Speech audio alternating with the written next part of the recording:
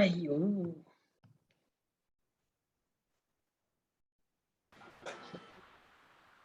Oke, Salam. Sekali lagi, selamat malam. Mari kita bersatu di dalam doa sebelum kita lebih lanjut. Haleluya Tuhan, Bapa di dalam kerajaan surga, kami sangat bersyukur Tuhan untuk kebaikan-Mu, kasih setia Tuhan, pemeliharaan-Mu ya Tuhan hingga ke saat ini, baik bagi kami, baik keluarga kami, kawan-kawan kami. Terima kasih Tuhan Yesus. Tuhan, saya mau menyerahkan setiap pribadi kami ke dalam tangan Tuhan. Saya serahkan Lut, Singlit, Jenny, Ina, Alex, dan Molly, baik yang tak sempat hadir. Saya serahkan mereka semua ke dalam tangan Tuhan Yesus. Mari Bapa berkati kami, lindungi, bungkusi kami semua dengan kuasa darah-Mu. Beri kami tenang, beri kami kemampuan untuk fokus ya Tuhan. Untuk belajar sedikit daripada kebenaran firman-Mu yang memberikan kekuatan bagi kami, makanan rohani bagi kami ya Tuhan. Karena kami tahu Tuhan kami bukan hidup dengan makan nasi, makan buah, makan semua yang ada, tapi firman Tuhan yang menjadi pegangan, yang menjadi kehidupan bagi kami ya Tuhan. Terima kasih Tuhan Yesus, hanya Engkau kekuatan kami. Engkaulah segala-galanya yang kami perlukan dalam hidup kami ya Tuhan. Tidak ada yang lainnya Tuhan. Karena itu kami sangat bersyukur, karena Engkau membela kami, karena Engkau bersama kami, dan semua yang kami lakukan tidak pernah sia-sia. Engkau Tuhan yang akan terus bersama kami ya Tuhan. Terima kasih dari awal hingga berakhirnya. Sungguh nama Tuhan Yesus dimulia, diagungkan lewat keberadaan hidup kami. Dalam nama-Mu kami berdoa. Amin. Amin. Oke, mari kita lihat muka surat 118 bahagian 2. Bab 2. Oke, ini sangat ini kita lihat lagi sekali lagi kan, di mana membentuk kehidupan doa yang efektif. Ke minggu lepas ataupun kemarin gitu, kita belajar hari 6 itu kita telah belajar tentang membentuk kehidupan doa yang efektif yang pertama. Sekarang ini adalah yang kedua. Ini yang paling penting kan.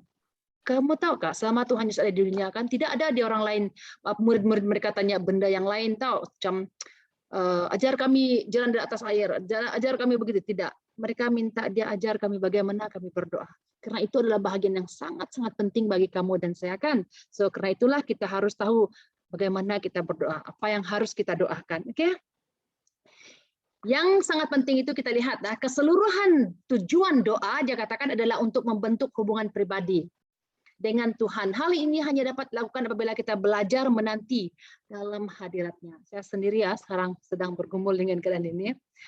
Dan sehingga dia dapat membahagikan rahasia pribadi hatinya dengan kita. Apabila kita rapat dengan seseorang kan, dengan orang, siapapun lah dalam hidup kita itu, kita akan mengetahui isi hati dia. Kita akan boleh tengok dia. Apa kata orang, boleh kita baca dia kan.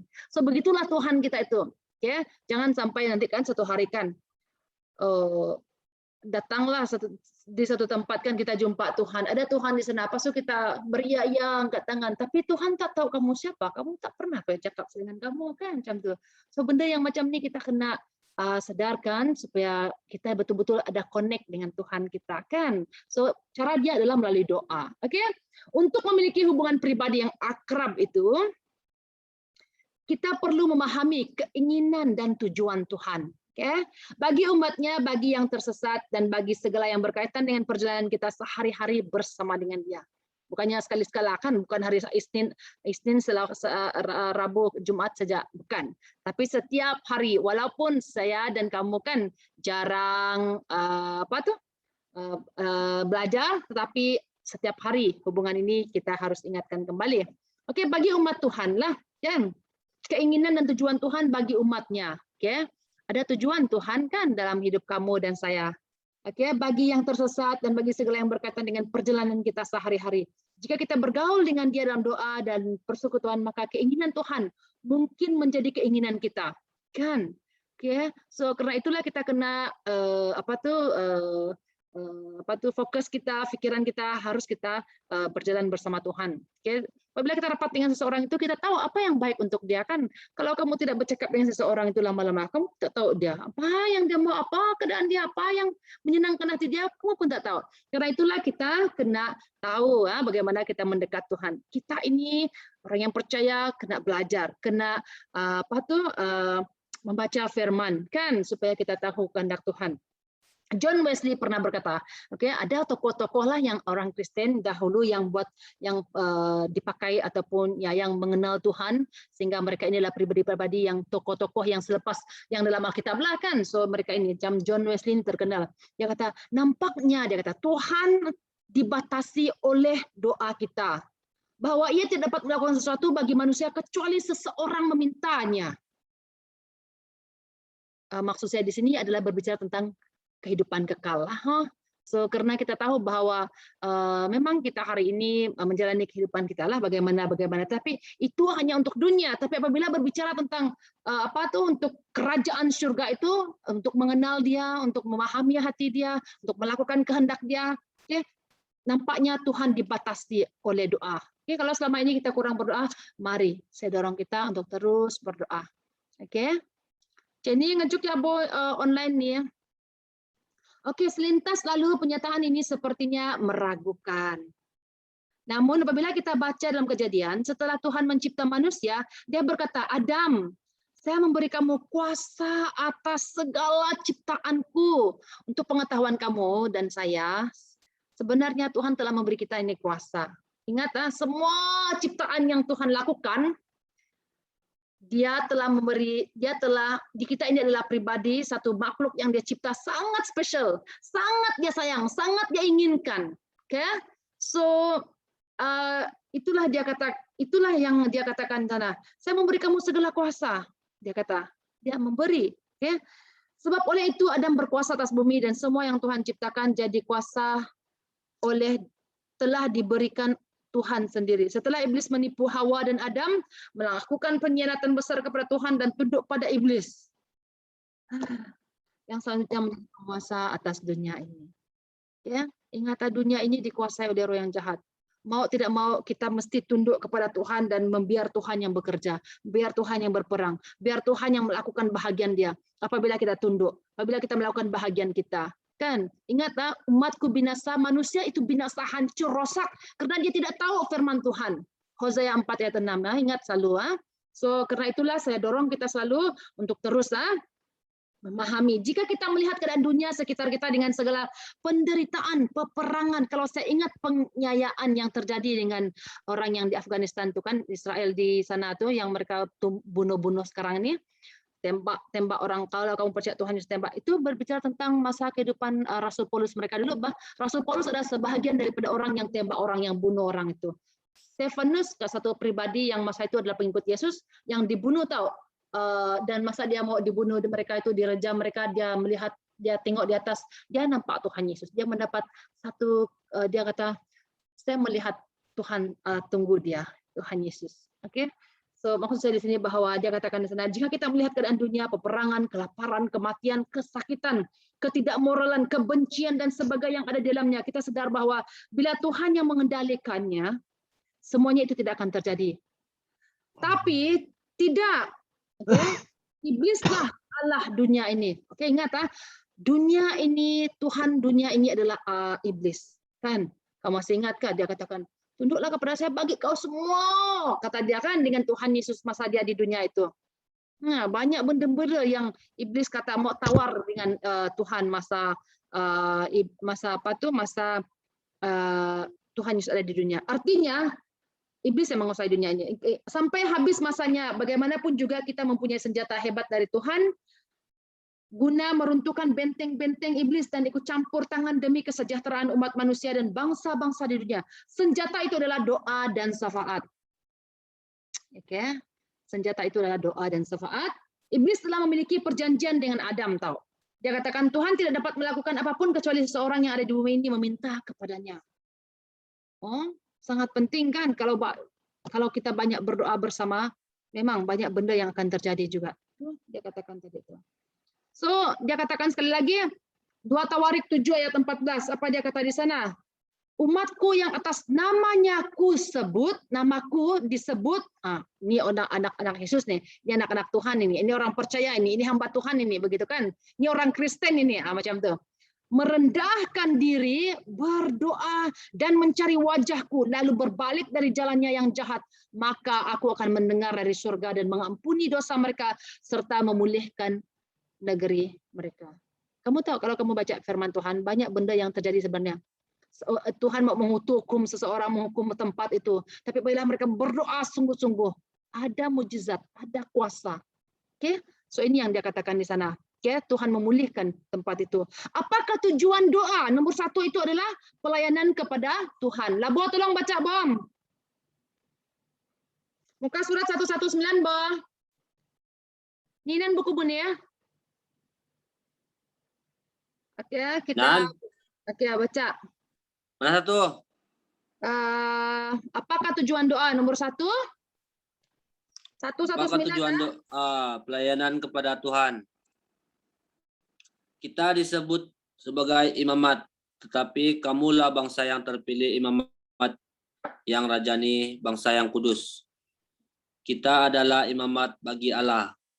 Pelayanan kita kepada Tuhan harus lebih utama dari segala pelayanan lain. Kita melayaninya lewat pujian dan penyembahan dan bersekutu dengannya lewat doa. Kita boleh melakukan kewajiban imamat kita karena darah Yesus.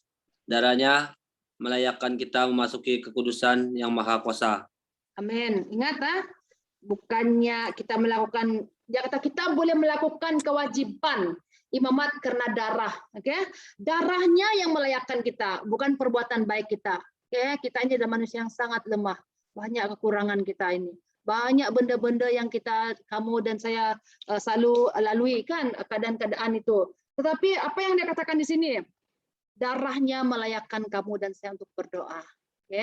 Tuhan, apabila kamu sungguh-sungguh memahami keadaan ini kan, kamu dengan berani datang kepada Tuhan. Tuhan, saya sangat yakin Engkau berpihak, Engkau tolong kami, Engkau sembuhkan kami, Engkau lepaskan kami.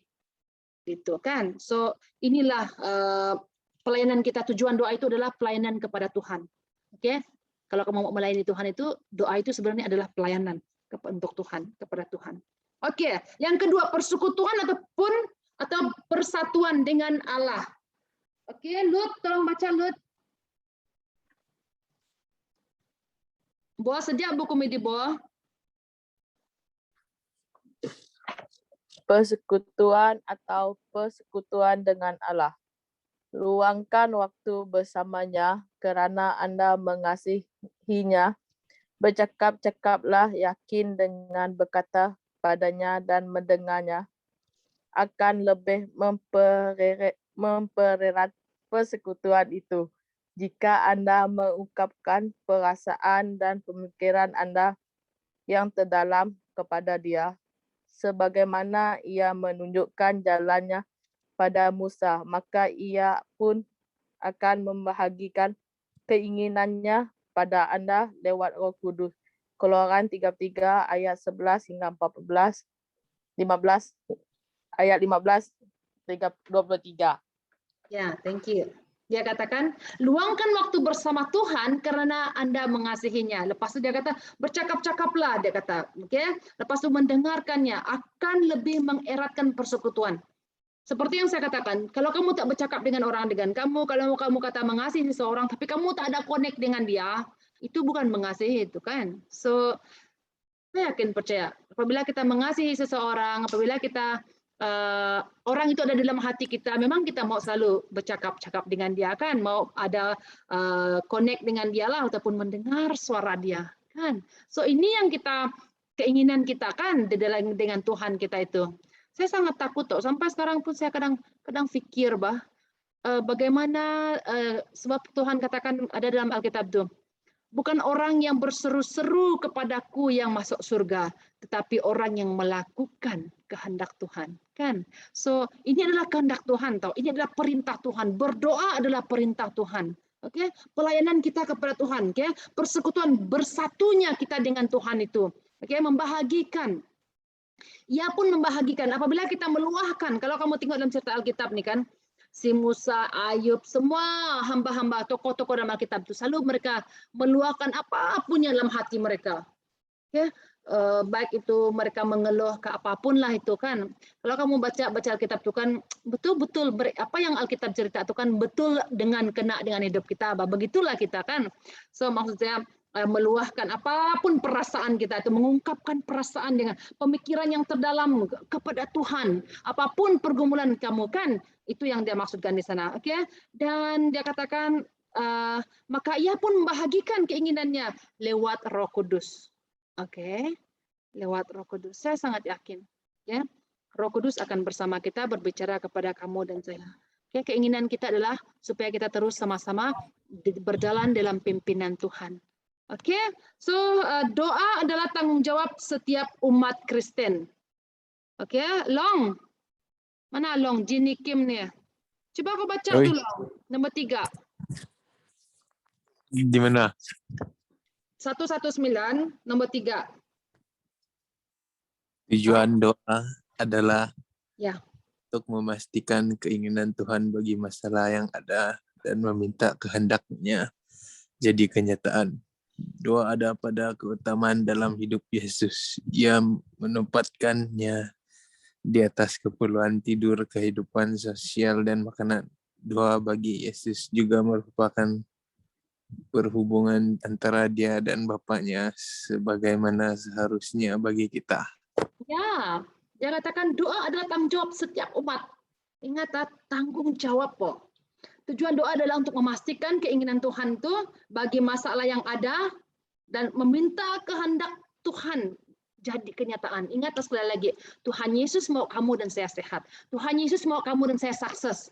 Apa itu bermaju dalam kehidupan? Kan berkelimpahan, berkelimpahan di dalam Tuhan. Oke, so Tuhan tidak mau kita menderita. Tuhan tak mau kita miskin. Tuhan tak mau banyak benda. Tapi kita ini yang menjadi masalah dia kan. So, karena itulah kita harus bersemangat. Apapun yang kita lakukan, sekolahkah kita, kerjakah kita, apapun itu dilakukan, lakukan untuk Tuhan. Tuhan melihat kita. Okay? So, mari kita lihat ini ada tanggung jawab kita, di mana dia katakan ia menempatkan doa adalah keutamaan dalam hidup Yesus. Terpaksa dia katakan ia menempatkan di atas keperluan tidur. Okay? Tuhan mau kamu berdoa sebelum tidur. Saya yakin percaya kita semua ini banyak lah yang tidur sebelum itu doa juga kan. So, lepas itu kehidupan sosial, okay, keluar di sana, huang-huang sini pun, keluar apapun doa. Lepas itu apalagi makan, saya percaya setiap kali makan mesti kita doa kan. Okay? So, merupakan hubungan dia dengan Bapa sebagaimana seharusnya bagi kita juga. Nah, Tuhan Yesus kan Bapa kita. Okay? So, nomor 4, apakah tujuan doa? Belas kasihan atas penderitaan orang lain. Oke, dia katakan sana. Ceni, tolong baca lagi nih. Pengen Ceni baca lah. Yabo ya Yabo. Belas kasihan atas penderitaan orang lain. Yabo. Ikutlah terlibat demi kesejahteraan orang lain. Seperti bagi orang terkasih yang sedang menderita, bagi yang tidak percaya dan mereka yang tersesat, bagi mereka yang belum datang pada Tuhan, dan mereka yang perlu penyembuhan atau sedang dalam lingkaran penderitaan. Bahkan mengucap syukur untuk masalah-masalah yang terjadi dan untuk mereka yang memberkati kita. Ya kan. Kamu tahu Alkitab katakan, dia kata bersukacitalah senantiasa karena haruslah demikian. Apapun masalah pergumulan kita itu, Tuhan mengingatkan kita untuk tetap bersyukur. Toh. Kalau kita tengok Alkitab kan, dia katakan rencana Tuhan dengan kita itu sangat jauh. Kehendak dia itu, keinginan dia itu juga. Rancangan dia itu. Apa yang dia katakan di sini bahwa ikutlah terlibat dalam kesejahteraan orang lain dan bagi orang terkasih yang sedang menderita. Tuhan mau kita, apa kata orang, bersama merasakan. Kita kadang-kadang kita tahu apa-apa yang orang lain rasakan, macam orang kata yang masuk dalam kasut itu sejak yang tahu rasa keadaan itu macam itu kan. So Tuhan mau kita sama mengalami ataupun sama merasakan itu supaya kita ada belas kasihan dalam penderitaan orang itu. Janganlah kita pentingkan diri sejak kan banyak orang yang sakit hari ini orang sakit, esok lusa kita tidak tahu siapa yang sakit kan. So maksudnya di sini bahwa marilah kita saling berbelas kasihan atas penderitaan orang lain, baik orang yang tak percaya Tuhan itu, yang tersesat itu, yang belum datang kepada Tuhan itu, kita kena kasihan mereka, kan, doakan mereka. Dan orang yang memerlukan penyembuhan itu, yang dalam penderitaan tuh, kan, kita kena doa untuk mereka. Lepas itu bersyukur untuk masalah yang terjadi untuk mereka yang memberkati kita. Oke? Kadang-kadang kita memang tak mau masalah, kan, tapi kalau kita tidak ada masalah, bagaimana kita tahu mujizat Tuhan? Bagaimana tahu Tuhan itu ada bersama kita, memberi kemampuan bagi kita, kan? So karena itulah kita Alkitab juga dalam Efesus, dalam Filipi mengingatkan kita, Efesus 1 ayat 15 dan 16, Filipi 1. Akibat doa, ini yang sangat best, kan? Akibat doa itu, doa membawa akibat bagi kerajaan Allah. Oke, bukan untuk kerajaan dunia lah. Mungkin hari ini seperti yang saya katakan, bilalah saya dapat itu, bilalah saya dapat ini, saya mau kehidupan seperti di istana lah, kan, kita mau yang baik-baik, yang seperti surga. Banyak orang juga mau macam itu, kan, semua yang baik-baik, macam princess kah, raja kah, begitu, kan. So sebenarnya dunia ini kan hanya sementara, kehidupan yang kekal itu kan yang kita harus utamakan, kerajaan yang di atas itu. So dia katakan di sana, pada waktu Anda berdoa, bersekutu dengan Tuhan, Ia berkata pada Anda serta memberi Anda pengarahan. Oke, kebijaksanaan, kekuatan dan perlindungan. Oke, ini yang Tuhan lakukan. Ada sesuatu yang Tuhan sedang mempersiapkan, kan? So ini dia katakan doa membawa akibat bagi kerajaan Allah dan Allah disenangkan. Oke, kalau kita mencari yang ada di dunia ini, paling-paling kamu sudah yang senangkan, tapi Tuhan cemana? Memanglah Dia mau kita sedang di dunia ini, tapi mempersiapkan untuk menjangkau banyak domba-domba di dunia ini yang Tuhan sangat sedih karena mereka belum mengenal Tuhan. Dia mau kamu dan saya ini menjangkau mereka, bahkan doakan mereka, kan? Ada akibatnya, ada yang terjadi ketika kita berdoa. Oke, ada kerajaan Allah itu yang akan Tuhan yang akan disenangkan. Oke, yang kedua, baca, doa membuka mata rohani Anda tuh.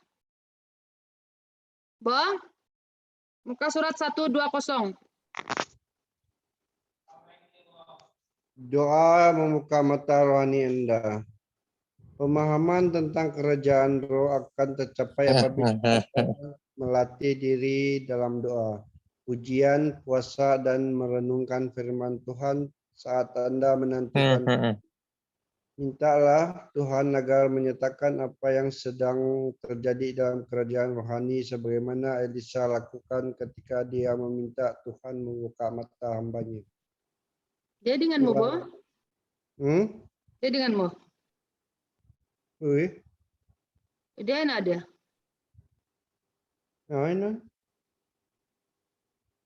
Doa membuka mata rohani Anda, oke? Lepas itu pemahaman tentang kerajaan roh akan tercapai apabila kita melatih diri dalam doa. Dia katakan kerajaan roh itu kan akan tercapai apabila kita melatih diri kita untuk berdoa. Oke, ingatlah tidak ada yang otomatis. Tak ada yang otomatis. Lepas itu melatihkan diri dalam doa, dalam pujian, dalam puasa, merenung firman Tuhan saat Anda menantikan Tuhan. Saat kita menantikan Tuhan itu, kita kena merenungkan firman itu, kita menyanyi, kita ada puasa, kan? Mintalah Tuhan agar menyatakan apa yang sedang terjadi dalam kerajaan roh, kan? Sebagaimana Elisa lakukan ketika dia meminta Tuhan membuka mata hambanya. Oke, ini yang kita mau, kan? Kalau kamu mau mata kamu kita dibuka rohani dia, kita harus berdoa. Oke, nomor 3. Siapa belum baca? Molly. Dengan Alex belum. 1, 2, Doa dapat melembutkan hati Tuhan. Oke. Walaupun seringkali kita berasa bahwa nasib dunia ini ada dalam tangan para direktur, para politikus, para pemerintah, para raja, dan sebagainya, tapi seringkali pula orang-orang Kristen yang berdoa dapat mengubah peristiwa sejarah. Anda dan saya mungkin punya pengaruh sekuat. Abraham dan Daniel dalam masa Perjanjian Lama sungguh menggembirakan untuk dipikirkan bahwa doa-doa kita sebenarnya dapat mengubah peristiwa peringkat kebangsaan maupun antara bangsa, sebab kita berperang secara luar biasa. Keluaran 32 ayat 14. Amin. Wow, sangat luar biasa. Dia katakan doa dapat melembutkan hati Tuhan. Ya. Dia katakan walaupun seringkali kita merasa nasib dunia ini dalam tangan, memanglah sekarang kita pikir itu hari tangan Najib, lepas itu Mahathir, lepas itu Muhyiddin, lepas itu siapa sekarang? Sabri ya? Siapa sekarang? Ismail Sabri Yaakob. Ya, Ismail Sabri. Ya, mungkin kita pikir dalam tangan dia sudah kan, tapi dia katakan di sana doa dapat mengubah peristiwa sejarah. Anda dan saya mungkin punya pengaruh sekuat Abraham, Daniel, Musa. Oke, dalam Alkitab itu kan dia katakan di sana. Sungguh mengembirakan untuk difikirkan bahwa doa-doa kita sebenarnya dapat mengubah peristiwa peringkat kebangsaan antara bangsa, ya, karena kita berperang dengan luar biasa. Ya, ingat sekali lagi apa yang saya cakap ini bukannya untuk manis-manis, ya. Mendorong kamu untuk tetap terus maju di dalam doa kita, oke? Apapun yang kamu lakukan, marilah kita bergandeng tangan, oke? Bukan Tuhan tengok bunga-bunga kita, tapi hati kita yang sungguh-sungguh mempercayai doa itu bukan sia-sia. Doa untuk keluarga kita, doa untuk suku bangsa kita, doa untuk masyarakat kita, doa untuk negara Malaysia kita, kan? So, doa, melalui doa Anda menerima wahyu. Alex, tolong baca Alex.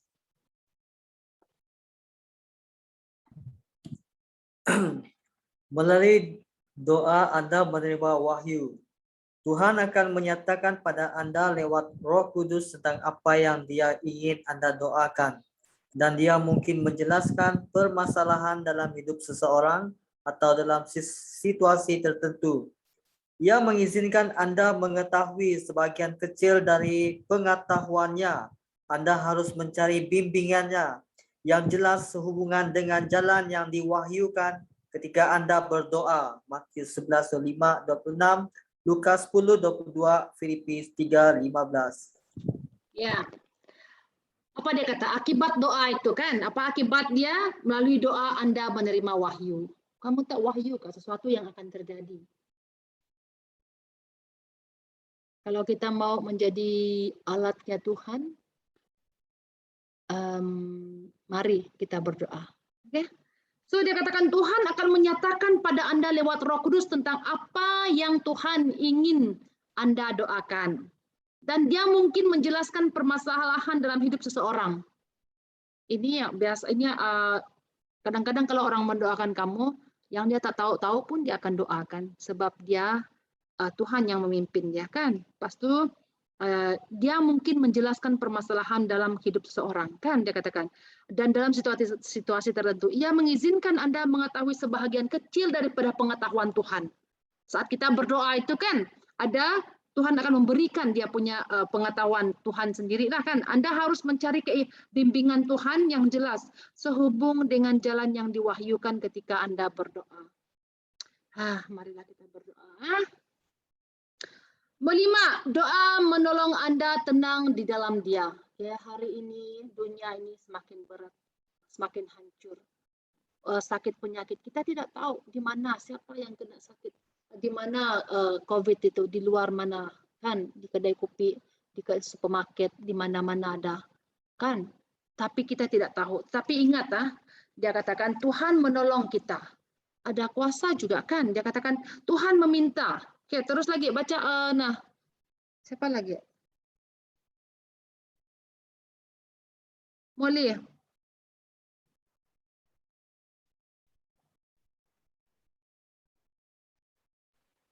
Doa menolong Anda tenang di dalam Dia. Tuhan meminta Anda mengundangnya masuk ke dalam masalah dan kecemasan Anda. Jika Anda melakukannya dengan mengucap syukur, Ia berjanji memberi damai sejahtera ke dalam hati Anda. Filipi 4 ayat 6 hingga 7, 1 Petrus 5 ayat 7, Matius 6 ayat 25-26, Mazmur 55 ayat 22. Ya, dia katakan jika Anda melakukannya dengan mengucap syukur, Ia berjanji memberi damai sejahtera dalam hati kita. Itulah saya kata, kadang-kadang kalau kita terlampau ikut hati kita, tanpa kita berdoa, tanpa kita sabar, susahlah kan. Tapi apa yang dia katakan di sana, Tuhan berjanji, okay? Tuhan meminta Anda mengundangnya masuk dalam masalah dan kecemasan. Banyak benda-benda yang membuat kita cemas. Tapi jangan lari kepada benda-benda yang lain. Marilah kita terus fokus kepada Tuhan. Tuhan, saya serahkan kecemasan. Kan? Yang keenam, Long, lagi Long Om.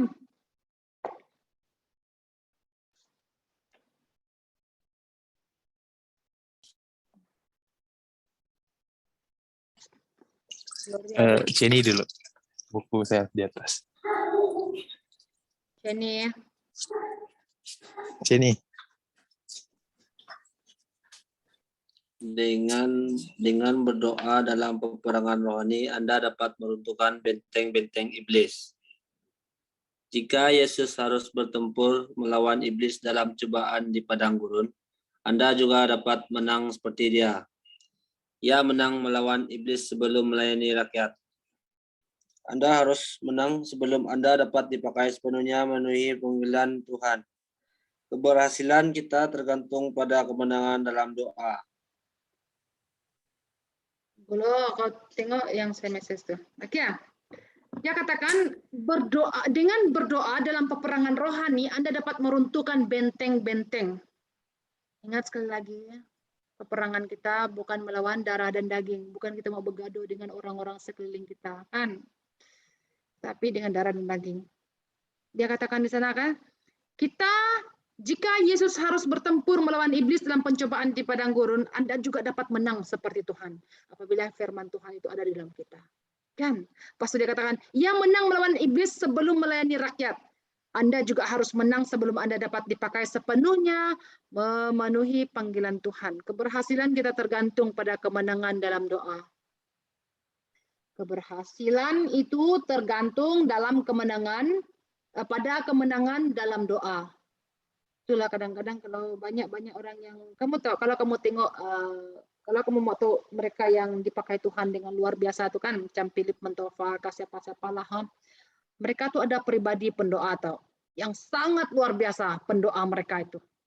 Dia khotbah di atas sini, semua di bawah sana pendoa mereka, di rumah-rumah sana pendoa dia. So maksudnya di sini bahwa doa itu sangat-sangat penting. Oke. Keberhasilan kita bergantung pada kemenangan dalam doa. Kalau kita mau menang, marilah kita berdoa. Amin. Inilah pergumulan kita orang Kristen. Pergumulan saya. Oke, Gloria, tolong Gloria baca cara berdoa tuh. Cara berdoa. Tempat berdoa tidaklah begitu penting dibandingkan ajaran-ajaran Yesus tentang doa. Dalam Matius 6 ayat 5 hingga 6, Yesus mengajarkan tentang berdoa di ruang tersembunyi. Pada umumnya, ruang tersembunyi tersebut ada di bawah atap rumah. Ruang itu boleh dipakai sebagai menara jaga untuk mengawasi musuh, maupun tempat yang tinggi untuk altar dan tempat berdoa. Alkitab menyatakan bahwa ketika Anda berdoa secara pribadi, Tuhan akan memberi upah berlipat ganda. Namun, berdoa ataupun bersekutu dengan Allah tidak harus dalam ruang tersembunyi. Anda dapat senantiasa bersekutu dengan Dia saat berjalan kaki atau mengemudikan kendaraan, bahkan saat bersama orang banyak.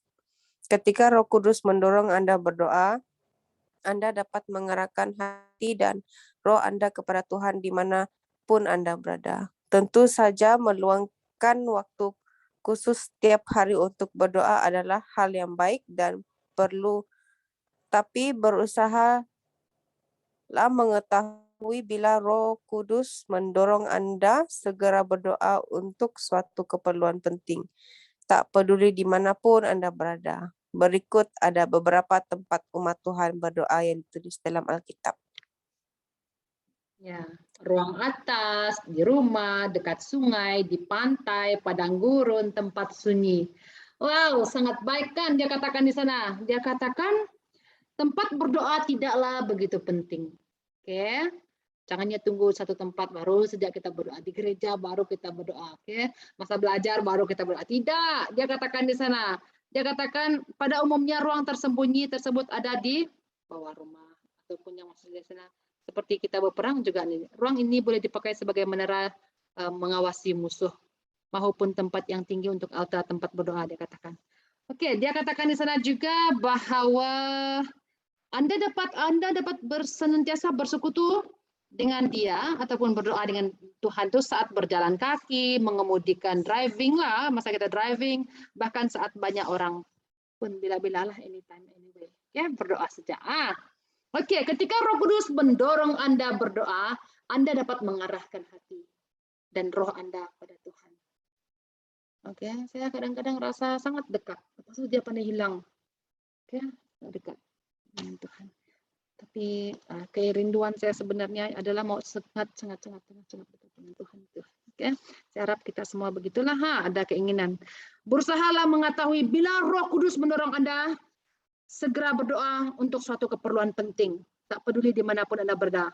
Oke, ingat, saya akan percaya. Apabila kita ada kerinduan, keinginan hati yang dalam untuk mau peka dengan pekerjaan Roh Kudus ini, Tuhan akan buka jalan. Tuhan akan menolong kita.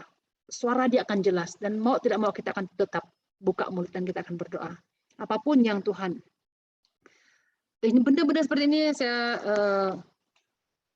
sangat yakin Tuhan yang memimpin kita. Oke? Untuk mendoakan orang-orang. Ada baik keluarga kita, baik negara kita. Di pergunungan, di tempat kesendirian, kan di mana-mana. Ini dalam Markus, Matius, Lukas, semua ini ngajar kita di mana tempat kita. Bilang kita harus berdoa. Saya bilang harus berdoa itu. Long. Woi. Ya.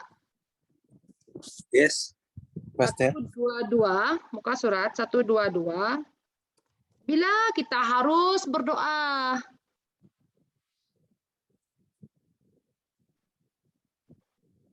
Satu dua Long. Ada juga buku kau tadi Long. Baca lah. Panjang juga. Baca saja pelan-pelan. Tetapi aku berseru kepada Allah dan Tuhan akan menyelamatkan aku di waktu petang, pagi dan tengah hari. Aku cemas dan menangis dan Ia mendengar suaraku. Ya. Ketika Roh Kudus mendorong Anda berdoa, taatilah Dia akan memberi Anda kesaksian tersembunyi dan kedesakan untuk berdoa bagi seorang atau bagi suatu situasi khusus. Ketaatan respon Anda mungkin menyelamatkan situasi yang amat menyedihkan dan dapat berubah arah hidup seorang demi kemuliaan Allah. Lewat doa mungkin dapat mencapai jauh melebihi cara lain manapun. Alfred Tennyson, seorang ahli sastra Inggris, pernah menulis, doa membuat lebih banyak daripada yang dunia inginkan. Kalimat ini ditulis lebih dari 100 tahun yang lalu, tapi masih benar pada masa mendekati abad 21 ini. Pilihan bila saat berdoa tergantung pada situasi tiap orang, sebagaimana Tuhan menunjukkan pada waktu-waktu yang ingin Anda pakai bersekutu dengan Dia. Beberapa contoh waktu doa yang terdapat dalam Alkitab adalah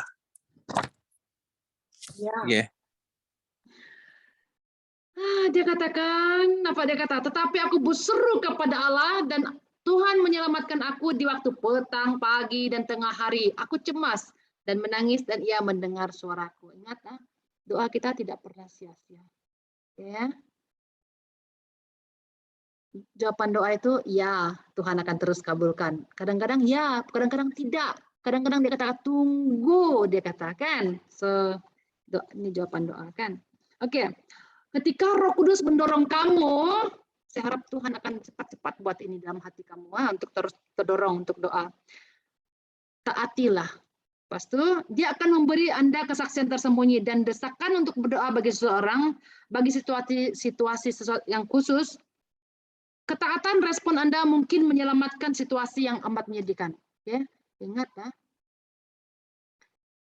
Kalau Tuhan memberi seseorang dalam hati kita tiba-tiba, atau saya pandai seperti itu. Saya kadang-kadang kalau saya dampak mimpi ke apakah saya sudah pikir tuh. Saya sedang berpikir apa yang sebenarnya begitu. So saya ingin tahu Dan karena itu saya dorong kamu untuk berdoa untuk siapa-siapa saja. Saya yakin percaya Tuhan akan melakukan perkara yang luar biasa dalam kehidupan kamu dan kita semua. Oke, lepas itu dia katakan, dan dapat merubah arah hidup seseorang demi kemuliaan Allah. Oke, bukan untuk kita lah, bukan saya minta dipuji lah, bukan kamu mau dipuji orang kan, tapi untuk kemuliaan Tuhan. Tuhan mau kita rendah hati kan. So, semua untuk kemuliaan Tuhan. Lepas itu lewat doa mungkin dapat mencapai jauh melebihi cara lain manapun. Alfred katakan doa membuat lebih banyak daripada yang dunia inginkan. Luar biasa yang Tuhan. Karena itulah kita buat bisnis, buat kerja, buat apapun yang kita lakukan, sekolah kah. Doa, karena doa itu membuat benda yang lebih banyak lagi, yang lebih besar, luar biasa. Apabila Tuhan yang campur tangan. Kamu tahu mereka yang di Barrio masa apa nama tuh kebangunan rohani dulu tuh. Mereka itu kamu tahu siapakah mereka yang dalam kelas beberapa pribadi itu? Mereka adalah pribadi yang sekarang ini Idris Jala tuh dia dalam kelas yang masa mereka dari pagi mereka belajar sudah menangis, mereka berdoa bersama dengan orang yang lain, melihat mujizat Tuhan dari pagi sampai malam berdoa, tidak makan, tidak. Memang Tuhan tengok kehidupan mereka sekarang, mereka banyak yang YB, banyak yang datuk, banyak yang dokter, semua banyak yang jadi guru-guru besar di sekolah-sekolah. Kan? Oke, maksudnya bila kita berdoa, percaya Tuhan sungguh-sungguh, Tuhan akan tolong kita. Ya, amin. Kalimat ini ditulis lebih dari 100 tahun yang lalu, tapi masih benar pada masa mendekat. Ini apa yang kita lihat tadi kan? Ini ada dalam Alkitab, bukan sesuatu yang kita buat-buatkan. Maksud saya di sini bahwa Tuhan ingin memberkati hidup kita. Oke, pilihan bila saat berdoa tergantung pada situasi lah, kan? Bagaimana Tuhan menunjukkan pada waktu-waktu dia katakan contoh dia, waktu pagi, mesti doa pagi. Siang, malam, terus menerus dia kata. Ya, doa suntuk nih, kan? Oke, berapa lama kita perlu berdoa? Berapa lama? Siapa yang paling pandai baca nih? Boleh lagi ya? Singli tak ada buku. Ada buku kamu kasih Singli. Lupa saya. Boleh. Berapa lama kita perlu berdoa? Yesus berasa bahwa harapan agar para muridnya berdoa dengan dia. Sedikitnya 1 jam ialah hal yang wajar. Namun dia perlu dukungan mereka saat itu. Mereka mengabaikannya dan mereka sendiri tak siap untuk situasi yang terjadi kemudian. Mereka mengutamakan tidur daripada mendukung dan berjaga-jaga dengan Tuhan mereka. Ada kalanya Anda akan mampu berdoa lebih dari 1 jam. Tapi kadang Anda hanya dapat berdoa selama 10 atau 15 menit. Ingatlah bahwa doa yang singkat itu lebih baik daripada sama sekali tidak berdoa. Ukuran ideal yang pasti adalah berdoa sampai mendapatkan jawaban atau sampai Anda punya kepastian dari Allah bahwa doa tersebut telah mencapai dalam kerajaan rohani. Bagaimana? Dengan berdoa terus-menerus sampai Allah memberi kedamaian tentang situasi yang terjadi. Pujian membawa kemenangan. Jadi, puji Dia dan ucapkan syukur atas kemenangan yang diraih. Kadang jawaban atas doa datangnya lama, tapi jangan menyerah. Ingat bahwa jawabannya bukan menurut pendapat kita, tapi menurut waktu Tuhan yang sempurna. Dia tak pernah terlambat, bahkan Dia dapat menjawab lebih dulu. Jadilah seperti si janda yang Yesus bicarakan dalam perumpamaan dalam Injil Lukas. Lukas 18 ayat 1 hingga 8.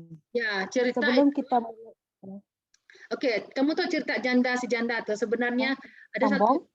sekejap. Saya mau cerita sedikit. Lukas 18 nih kan. Dia sebenarnya dia cerita tentang satu orang janda tuh, dia datang kepada seorang lawyer kata hakim. Dia mau minta sesuatu kan. Dia pergi selalu itu sampai hakim orang tuh katakan, "Bah, okelah saya beri saja apa yang kamu mau tuh." Dia kata.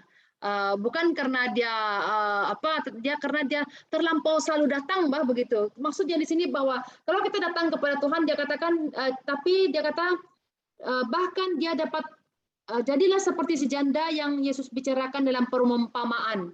Kamu tahu Tuhan Yesus kita ini dia selalu pakai perumpamaan dalam Alkitab. Oke, maksudnya di sana contoh-contoh yang boleh kita teladani di mana kita dapat mendapat jawaban doa itu, kan? So, yang terakhir, sebelum kita mulai berdoa, kita dapat menentukan posisi tubuh kita saat berdoa. Sebagaimana ada pelbagai tempat berdoa, maka ada juga pelbagai kedudukan tubuh untuk berdoa.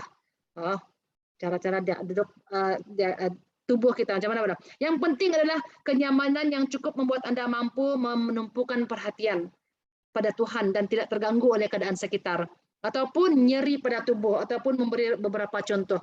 Ada orang kalau dia bersujud ke ataupun duduk ke apa, kan dia pandai sakit dia pandai letih. Oke, mungkin kamu tanya macam mana posisi tubuh badan yang sebenar-benarnya berdoa.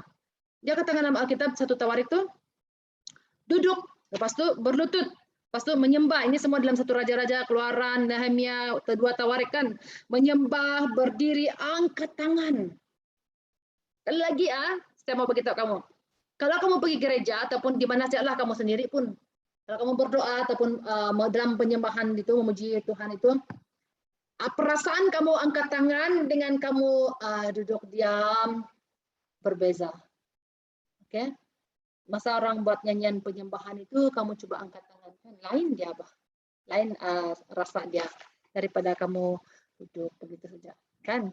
Oke? Kalau kamu tahu Tuhan kita ini juga dia mau action juga, bahkan maksud saya takkan kamu Tuhan kan dia adalah pribadi, maksud saya macam kalau kamu katakan maksud saya kita kena ada action juga lah kan di dalam kita. Kalau kita sungguh-sungguh Tuhan mau kita berlutut kan, lepas itu kita angkat tangan, lepas itu kita apa lagi dia kata ini yang terakhir. Oke, di dalam kita menyembah Tuhan. Ada action lah maksud saya di situ. Ada dia tidak Tuhan, saya tidak ada orang begini tahu. Saya menyembah Tuhan, saya bersukacita, tetapi dalam sukacita saya tidak mau bertepuk tangan. Oke, saya bagi tahu kamu masa saya mula-mula sekolah Alkitab kan. Saya adalah pribadi yang sangat apalah macam aktif lah begitu. Kalau ada masa itu kan mula-mula kita dengan Tuhan itu kita kalau masa menyembah Tuhan kita mau doa, kita mau angkat tangan sama. Tapi sebab pribadi guru yang bersama kami itu tidak sama. Mereka ada yang duduk, ada yang diam, ada yang duduk, ada yang tidak. Mereka sangat terikat, macam diam sejak penyembahan mereka, doktrin ataupun pegangan mereka itu tidak sama, bah. So saya melihat kenapa mereka tidak itu begitu. Lama-lama sudah kan. Mereka ada juga yang tidak suka kalau kamu masa kebaktian yang dulu lah yang saya tahu ini mula-mula dulu gereja banyak yang tertutup, mereka tidak mau menari dalam gereja, mereka tidak mau yang macam-macam lah yang kegiatan dalam gereja itu, apalagi berjalan-jalan tuh kan macam-macam. Tapi kalau kita lihat sebenarnya Tuhan kita ini dia adalah pribadi yang kalau kita senang hati kita action lah, kalau kita betul-betul buatlah gerakan itu kan maksud saya. So marilah angkat tangan kan masa kita memuji menyembah Tuhan untuk lebih lagi merasakan hadirat ataupun dia tidak sama. Karena itu saya dorong kamu lah ya, bukan untuk supaya minta puji supaya orang tengok kita begitu, tidak, ada perbezaan dia. Karena itu saya dorong kamu lah saat kamu menyembah Tuhan itu buatlah sesuatu kan. Oke, kalau kita tengok dalam Alkitab itu banyak mereka mengangkat tangan masa mereka berdoa begitu. Oke, mari kita berdoa. Saya pimpin kita dalam doa. Sekali lagi saya akan ingatkan kita, apakah tujuan doa itu? Tujuan doa adalah pelayanan kita kepada Tuhan. Lepas itu tujuan doa adalah kita bersekutu, bersatu dengan Tuhan. Lepas itu doa adalah tanggung jawab setiap umat Kristen. Kalau kamu cakap kamu orang Kristen, kamu tak berdoa, saya pikir kamu masih orang Kristen dalam IC. Tapi belum kamu kenal isi hati Tuhan, kehendak Tuhan. Kan? So, kita kena tanggung jawab kita harus berdoa. Belas kasihan atas penderitaan orang lain. Ya, jangan kamu ketawa tengok orang menderita, kan? Ya. Akibat doa apa? Doa membawa akibat bagi kerajaan Allah dan Allah disenangkan. Ya, sesuatu yang nyata saya selalu dorong kita.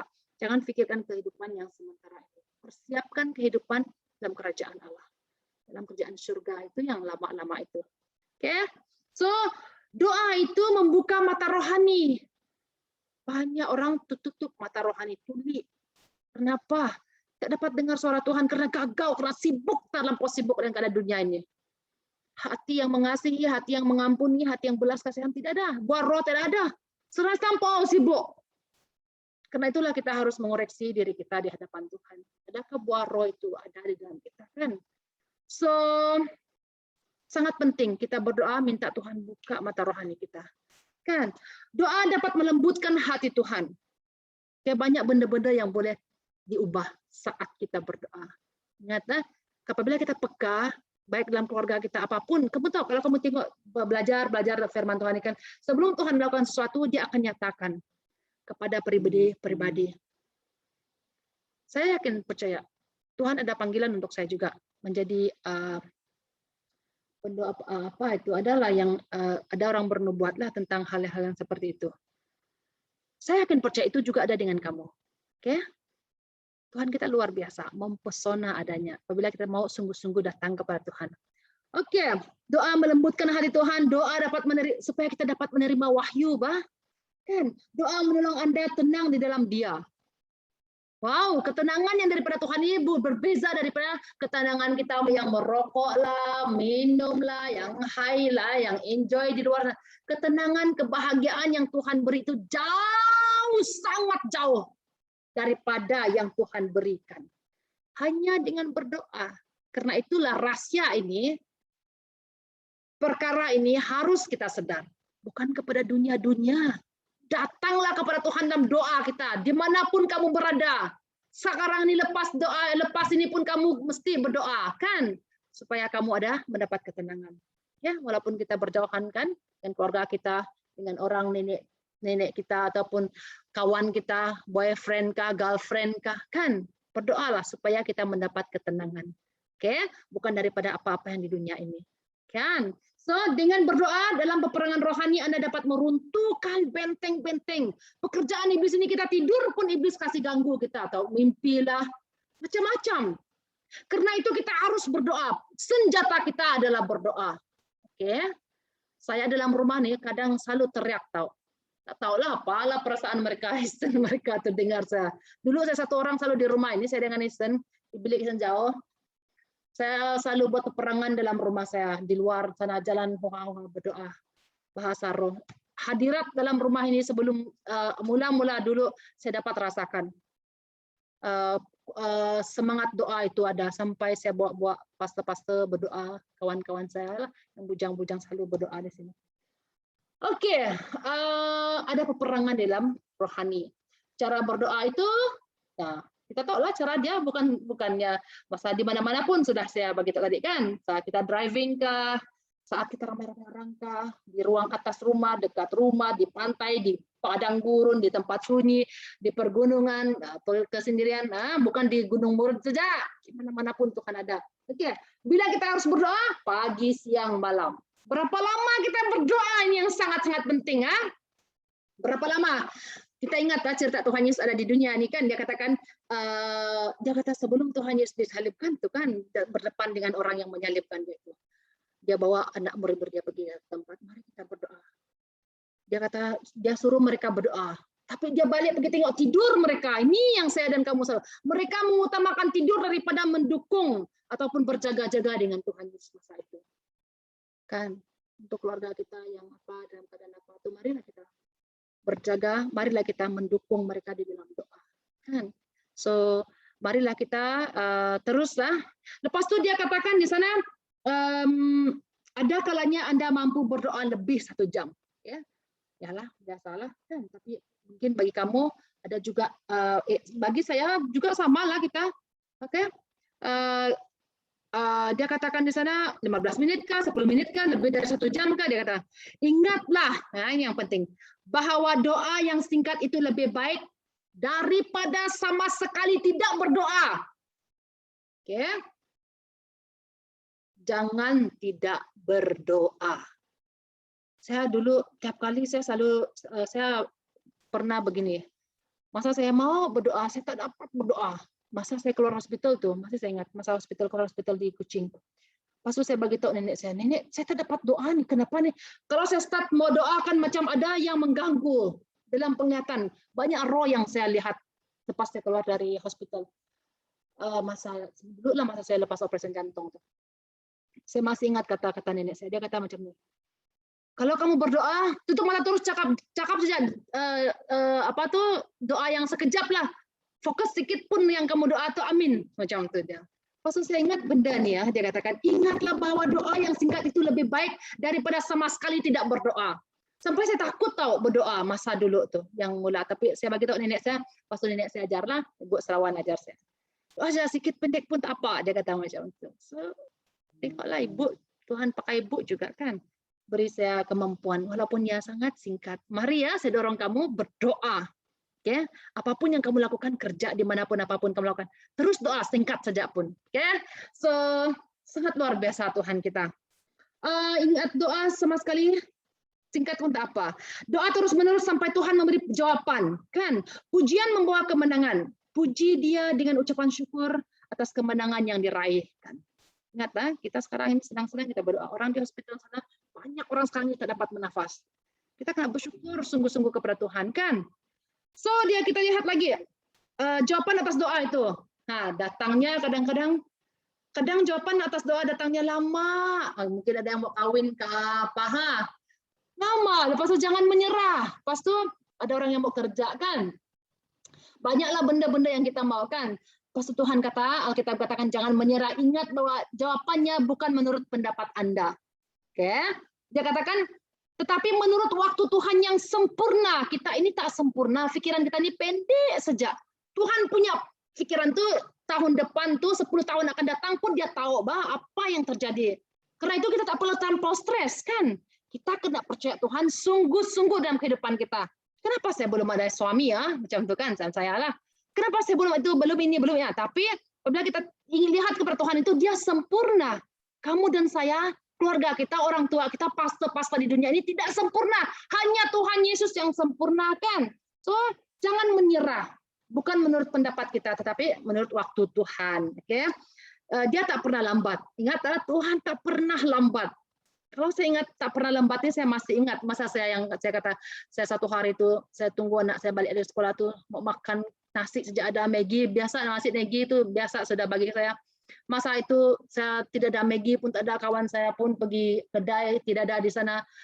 Saya tunggu anak balik, pas itu saya menangis tau. Saya menangis di luar, saya begitu, Tuhan, kenapa Tuhan panggil saya di sini? Kan masa itu saya sudah bagi saya bagi dengan Tuhan, so tidak ada. So pas itu saya menangis di luar di dapur sana. Saya kata, Tuhan, kenapa panggil saya di sini? Makanan tak ada, sudah nasi, Maggi pun. Lepas itu Tuhan, saya pernah, mungkin saya berdoa 1 tahun lebih ke mungkin, saya tak tahu berapa lama sudah. Mendoa meminta pada satu cousin saya tuh, mutang tagal itu kan. Saya punya cousin. Mula masuk kelas tuh. Lepas itu saya kata dengan dia, saya mau minta tolong dia sponsor. Tapi dia tidak pernah reply balas. Tapi masa yang saya kata, saya menangis dan tak ada makan itu, disitulah dia call saya. Tidak lama lepas itu dia call saya, dia kata, saya di bank sekarang, kamu pergi bank ambil duit. Saya ada bank ini. Saya menangis tuh. Macam mana dia tahu? Ini bukan saya pergi call dia. Lepas itu tidak lama, masa